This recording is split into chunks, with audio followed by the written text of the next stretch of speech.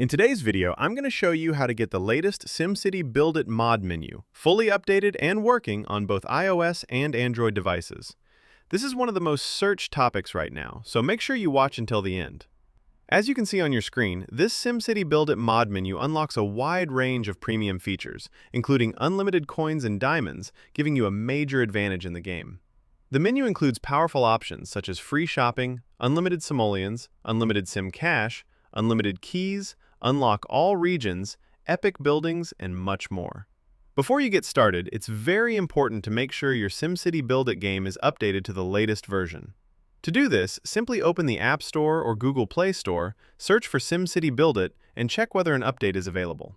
If your game is already up to date, you're good to go. Next, head down to the pinned comment below this video. In that comment, I explain exactly where you can get SimCity BuildIt++ and how to access the mod menu. Thanks for watching, and I'll see you in the next video.